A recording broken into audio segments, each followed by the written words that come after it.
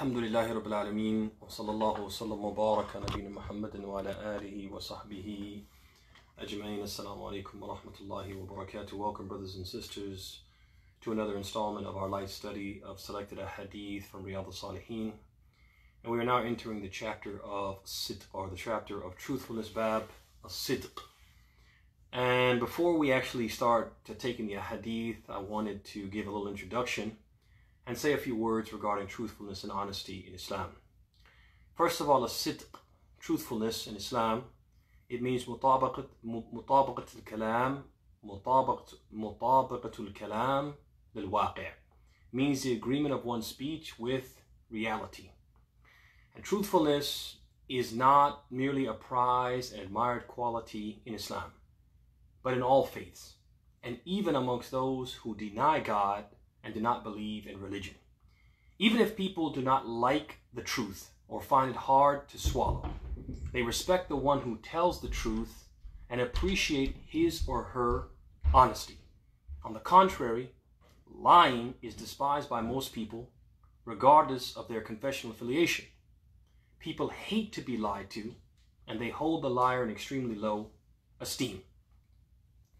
Now, although there are a number of texts, proof texts from the Quran and the Hadith and other Islamic sources which clearly display and show and highlight the virtue, the merit, the superiority, and the positive effects of truthfulness and honesty. And we're going to take some of those in the coming days. The virtue of truthfulness and the positive effects of it, and the repugnance of lying, on the other hand, can be perceived without these texts. They can be perceived by common sense. So what are some of the positive effects of truthfulness and honesty, even before we get to the Ahadith and the Ayat al-Quraniyah? So first of all, honesty, truthfulness promotes trust. When people are generally honest, when we know them to be truthful, we trust them. And when they say something, we believe them. Number two, it fosters peace of mind. When a person is honest and we take them at their word, they tell us something and we take them at their word because we trust them because of their honesty. We don't second guess our decision, whatever it is that was based upon their word, because they're honest. So we don't walk away from agreeing or accepting or making a decision based upon something that was said by an honest person. We don't leave that interaction and then start to think, I don't know, did I do the right thing? We have peace of mind. Number three, it allows for the giving of the benefit of the doubt. Sometimes a person is generally honest and they tell us something, and because of external factors, because of, circumstances surrounding the issue, there is reason to doubt. But because of their honesty, we assume their innocence. We assume that that person is free of guilt. So let's say, for example, an honest person tells us that I've been accused of a crime, but I didn't do it. Then we do what? We assume their innocence because they're honest. Number four, it removes negative feelings. When a person is honest, that honesty removes negative feelings from the heart, including apprehension, unease, and disquiet. You feel safe and that you can lower your guard when you're dealing with an honest person. We're not hesitant to interact with that person. We're not hesitant to enter into business or make a transaction with that person, buy a car from that person, buy a home from that person, buy something expensive from that person that could potentially be broken or damaged. They may have withheld some information and now we've purchased it and we have no recourse, no way to reclaim the money that we paid. We don't feel that way when the person is generally honest. We don't have any anxiety, any disquiet, etc. Also, when a person is honest, it garners a good reputation for them. People think and speak highly of honest people. What about the other side of the coin? The negative effects of lying. Well, when people are lying, when people have a habit or in the custom of lying, that promotes distrust. We don't believe them even if they say something which turns out to be true. Person who typically lies says, hey, it looks like it's going to rain outside. We go to the window and we look outside to see if it's going to rain. Even though this is something trivial, whether they're telling the truth or lying is really inconsequential, because they don't generally tell the truth, we distrust them. By extension, that leads us or results in us assuming the worst. So let's say a person who typically lies is accused of a crime, or there's some type of reason for suspicion or doubt surrounding that particular person. We assume the worst. We assume them guilty. We assume guilt. Why? Because they're not truthful. Even if they tell us, they swear to us, I didn't do it. It wasn't me. We don't believe them. Why? Because they are in the habit of lying. Also, lying sows negative feelings in the heart. Anxiety, concern, and skepticism. And so when we interact with a person who typically lies or do business with them, then what? We're not fully trusting, and we want some type of protection or guarantee or insurance that things are as they say. Also, number 4, lying leads to a bad reputation, so people generally think and speak poorly of a person who lies. And last but not least, from the negative effects that we realize and perceive from common sense without even consulting the Quran and Hadith, is that one lie invariably leads to another. And to conceal the falsity of the first lie, we feel forced to what? To lie a second time. The second lie leads to another and another and another until the liar is caught in a web of deceit or buried by his lies in a deep pit and therefore unable to escape.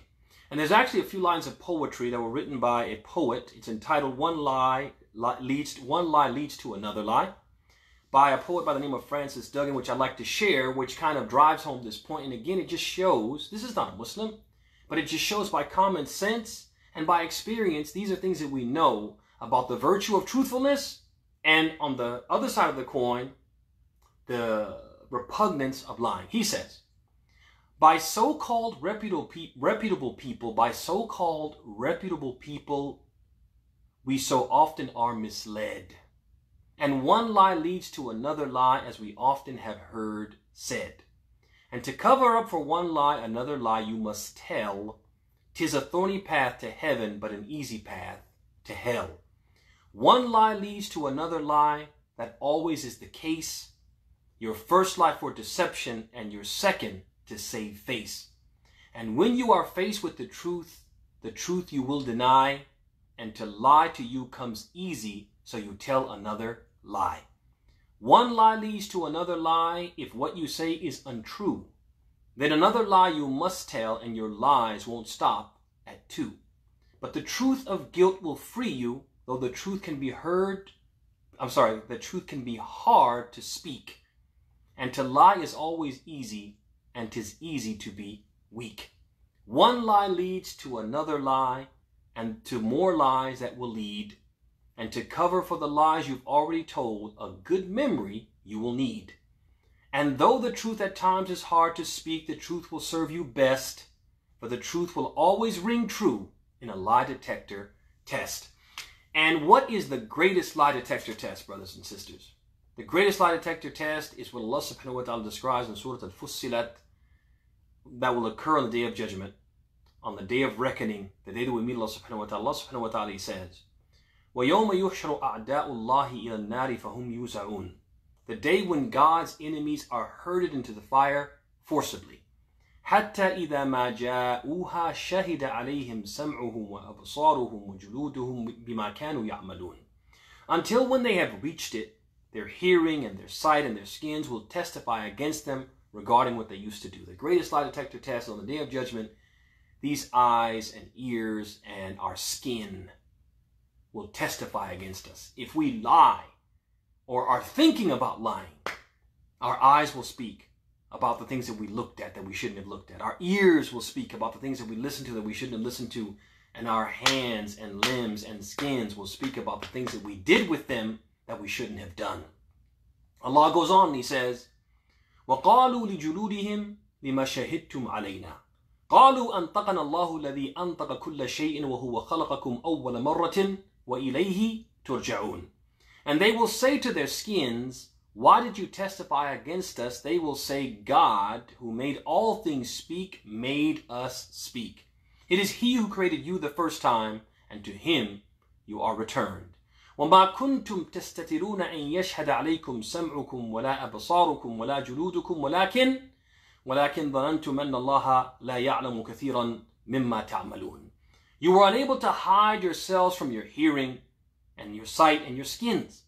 No way you can sin and your eyes don't see it, your ears don't hear it, and your skins don't, play a part in it. To prevent them from testifying against you, and you imagine that God was unaware of much of what you do. And before closing, I wanted to mention the categories of truthfulness and honesty. The things that, when we talk about a sidq being a virtue in Islam, an important moral character, what do we mean by that? Is it just being truthful when we talk to other people? Or is it more than that? Are there different categories, like there were different categories of a sabr? And yes, there are different categories of sidq. The first category is a sidqu ma'allah. Being honest with Allah. Means being truly faithful and not trying to trick Allah by displaying faith outwardly while harboring disbelief inwardly. It means not being a hypocrite, being honest with Allah, because we can't fool Allah. يُخَادِعُونَ اللَّهَ وَالَّذِينَ آمَنُوا وَمَا يَخْدَعُونَ إِلَّا أَنفُسَهُمْ وَمَا يَشْعُرُونَ. Right? They try to trick Allah. They seek to beguile Allah and those who believe, but they only beguile themselves. You're not fooling Allah. You can show iman on the outside all day long and harbor disbelief on the inside. You're not fooling anyone but yourself. Number two, as-sidqu ma'a nafsik. As-sidqu ma'a nafsik. Being honest with yourself. Which basically means that you're honest with yourself about who and what you are. We have to admit, brothers and sisters, our faults and shortcomings. Admit to ourselves, I'm not the most faithful person. I'm not the most committed person when it comes to prayer. I'm not the most honest person. I'm not the most trustworthy person. I'm not the most dependable person. We admit those faults. If we have those faults, we admit them. That's a sidqu ma'a nafsik. Because if we don't acknowledge our faults, we can't fix the ugliness in ourselves, and we can't make things better, or we can't fix a problem until we admit that there is a problem. And so we have to have this sidq ma'a anfusina. We have to have this honesty with ourselves. We have to be honest with ourselves, and that's not an easy thing to do, but it's very, very important. It's a part of the sidq, the truthfulness that's required. And last but not least, number three, as-sidqu ma'a nas. Being honest with others. And we talked about that in the opening. What does that mean? Mutabaqatul kalam lil waqi'. It means that the things that we say should be consistent with reality. That we shouldn't say that it's up when it's down. We shouldn't say it's left when it's right. We shouldn't say that the sky is gray when it's blue, etc. We have to make sure that things that come out of our mouth are consistent with the truth. And that means that we don't exaggerate.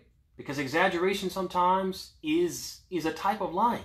We don't omit, right? Because sometimes omission is a type of lying. And so on and so forth. We have to understand too that as-sidqu ma'a nas, being truthful when it comes to other people, it means that we don't tell white lies, or what we call white lies. We make sure that the things that come out of our mouth are consistent with the truth, consistent with reality. And with that, inshallah ta'ala, we come to close with this introduction, or we close this introduction regarding truthfulness. And inshallah ta'ala, tomorrow we will look at the first hadith from Bab as-Sidq, the chapter of truthfulness. Hada wa sallallahu wa sallam wa baraka nabi Muhammad wa ala alihi wa sahbihi ajma'in. Assalamu alaikum wa rahmatullahi wa barakatuh.